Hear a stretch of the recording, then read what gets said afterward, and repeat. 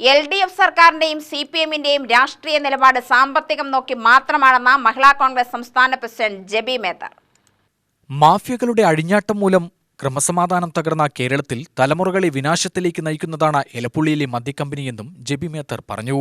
Elappully മദ്യനിർമ്മാണ company റദ്ദാക്കണമെന്നാവശ്യപ്പെട്ട് മഹിളാ കോൺഗ്രസ് കലക്ടറേറ്റിലേക്ക് നടത്തിയ March JB Mather ഉദ്ഘാടനം ചെയ്തു.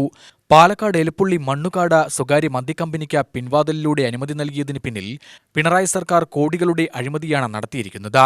ഒയാസിസ് മദ്യരാജാവ് തുടങ്ങാൻ പോകുന്ന ബ്രൂവറി കാരണം ജില്ലയിൽ ഭൂഗർഭ ജലചൂഷണവും പാരിസ്ഥിതിക ആഘാതവും രൂക്ഷമാവും. മുഖ്യമന്ത്രി പിണറായി വിജയനും എക്സൈസ് മന്ത്രി MP രാജേഷും കൂടി അമിത താൽപര്യമെടുത്ത് സ്വകാര്യ മദ്യക്കമ്പനിക്ക് നൽകിയ അനുമതി കാരണം കേരളത്തിലെ പൊതുജനങ്ങളെയും ചെറുപ്പക്കാരെയും മുഴുവൻ മദ്യത്തിന് അടിമപ്പെടുത്തുകയാണ്.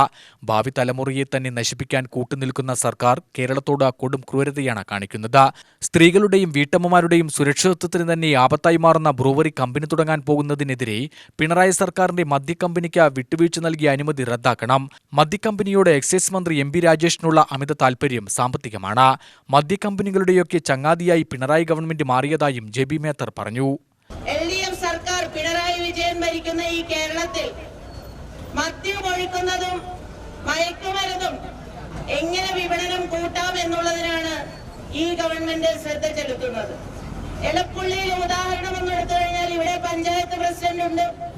അവിടുത്തെ ജനങ്ങളുടെ വികാരം, പാലക്കാട്ടെ ജനതയുടെ വികാരം ഒക്കെ ഈ കുടിവെള്ളക്ഷാമം പോലും ഏറ്റവും കൂടുതൽ അനുഭവിക്കുന്ന പാലക്കാട്ടെയും എലപ്പുള്ളിയിലെയും ജനങ്ങളെ വെല്ലുവിളിച്ചുകൊണ്ട് മദ്യലോബിക്ക് കീഴ്പ്പെടുന്ന ഒരു സാഹചര്യമാണ് ഇന്ന് കേരളത്തിൽ നിലവിലുള്ളത്.